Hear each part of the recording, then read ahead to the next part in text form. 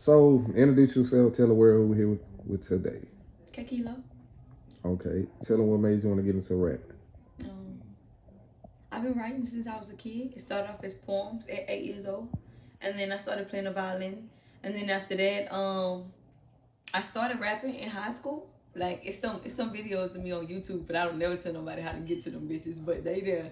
I started rapping in high school, but then I kind of like just lost passion for you know what I'm saying, just different ways in life. But then um I wasn't happy doing nothing else. And then the only thing that kept me happy, that kept me sane, that kept me going was just, just writing music, listening to music. So I'm just like, all right, well, let me just really, really, really do this shit. And I started taking it for real in like 2019.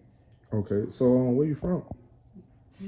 BR, but it's funny. I started laughing like that because I went to school in Lake Charles, right? Right. So, Lake Charles get mad when I don't shout out Lake Charles, but BR get mad because I went to school in Lake Charles. But, bitch, my birth certificate say Baton Rouge. Like, you know what I'm saying? Bitch, Right. I'm from Baton Rouge. Like, you know what I'm saying? Like, I got family out there. So, I'm from BR, but, I went to school in Lake Charles. Right. So, how your life was growing up? Um, Lit. Almost like a double lifestyle. So living with my mama in Lake Charles, like she was a single parent of five, and she didn't really depend on no nigga. Like she got up and she went to work every motherfucking day. And then my people in BR, they was total fuck up. Like they got money by any means necessary. So I feel like um I got like both ways on, like it's very balanced. It's like, okay, being with my people in BR, I know like don't let nobody fuck with you, don't let nobody play with you. Make sure you get your money however you need to get. Like it ain't no rules to get money, you know what I'm saying? Right. But and then on my mama's side, it's just like don't depend on no nigga. Like, you know what I'm saying? You don't really gotta sell yourself all the way fucked up to make some money. Make sure you put your kids first. Make sure, you live by morality, like, moral code. So it's like both. So I got the grimy side and I got like the good side, and then you just get me. Right. But I'm toe up sometimes. So let me ask you, so what was like your when you started like doing your music and everything, like what when you knew you had your buzz? Like what song? What makes it so crazy is my first freestyle I put out, the hardest DJ in Houston, his name is DJ Mr. Rogers, right? It's hard to get that nigga to play your music.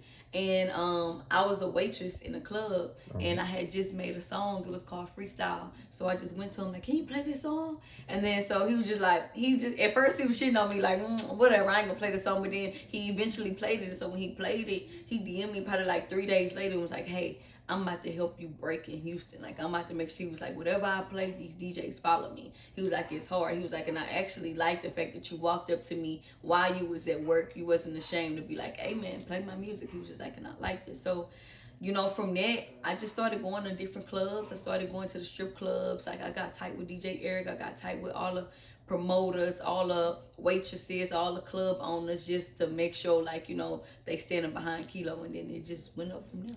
Right. So have you ever did any music for any rappers in BR? Like, it was always Houston. I did a record with HD.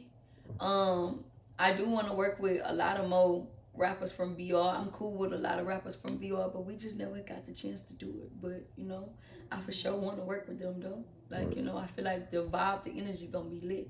Have anybody ever reached out to you like out of BR?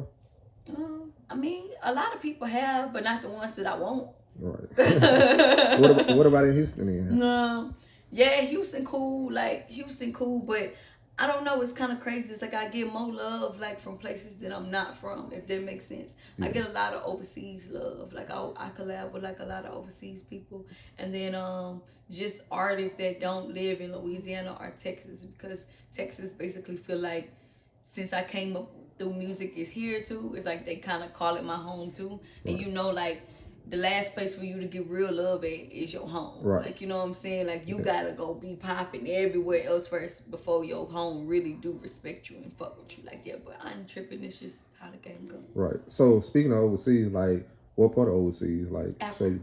say, yo, Africa? I love Africa. Yeah, I just got back. I had a tour out there. Oh, damn. They know you did one. So, how it went? It was lit. It was lit. I did a festival out there. They booked me for another festival next December coming up already.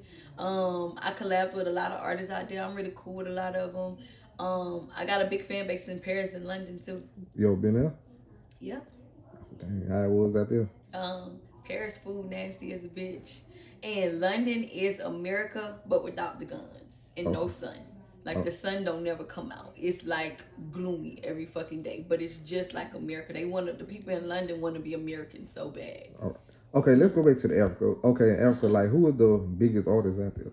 Oh shit. The biggest artist in Africa.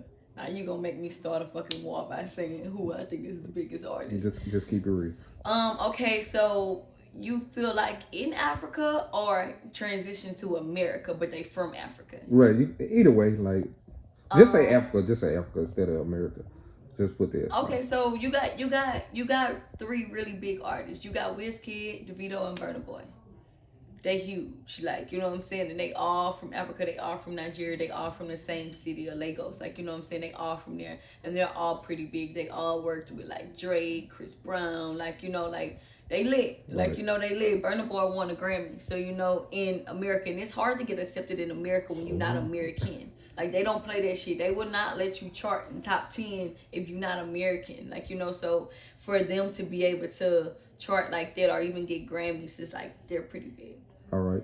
So like with different like your top song, like how did the baby end up reaching out to you? He DM'd me on Instagram. I had posted a video. I was standing on top of this table, just turned up, like just turned up. I was at this listening session in Dallas with Bebe, and he saw it. Actually, one of his homeboys seen it. One of his homeboys had just got out the feds. His name is Money Making Mo. Money Making Mo seen me, and he sent it to Dababy DM. I found this out after, right? He sent it to his DM, and he was like, "Bro, you gotta get on this girl's song. Like, if you get on this girl's song, this song gonna go number one." And it's called Bend It, and it's crazy because Bend It is starting to trend. And Bend It came out 2 years ago, but it's starting to trend right now. It's like it's kind of weird, but so when he sent Baby my page, Baby checked me out, and he was just like, "Oh yeah, she called, like she cold, she raw." So he DM'd me. He was asking me, "Was I signed yet?" And I'm like, "Shit, no, nigga. Like, let's make millions. Like, what's up?" He just like, "Fuck you wanna do?" So I flew my ass to Charlotte, and we was just like brother and sister ever since. Like, you know, I linked up with him. We vibed. We talked about, you know, like working together, what that'll look like, you know, what it'll take.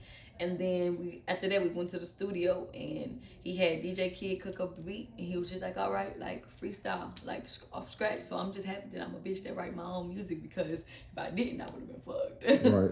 So like how the experience was with him, like with being around different artists. The experience was so like, I feel like I never have to go work another job again in my life. Like, you know, so I feel like I'm forever indebted to him. Like, you know what I'm saying? Like, he did change my life to where I don't never gotta go clock in nowhere. Right. He put me on platforms that it takes people years to get there. Like, you know what I'm saying? I got cosigns to where like 50 Cent don't co-sign no females. He don't even fuck with people. Like, you know what I'm saying? So I got all of them behind me, you know, like showing me love in just the platforms, like the situations I was in, like the red carpets, the BT Awards. Like, I never take that from him. Like, he changed my life. And he also showed me how to like be independent artist. Like, Right. you know, even if I am signed to label, I'm not. Like, I know how to make sure my song is put out right. I know how to write my own video treatment. Like, you know, I know how to make everything go the way I want it to go. And he always just taught me, like, don't wait on nobody. Like, don't even wait on me. Like, don't wait on nobody. Whatever you want to do, make sure you do that shit. Like, get it done by any means necessary, because the world ain't gonna wait on you, so you don't need to wait on nobody. Yeah, that's a true story.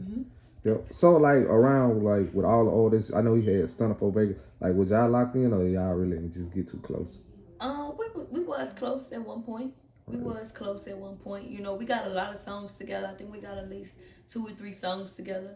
Like, you know, I was tight with everybody on the label. I was the only girl, like with all these niggas, so they all looked out for me as if I was like they little sister. Right. So that's good.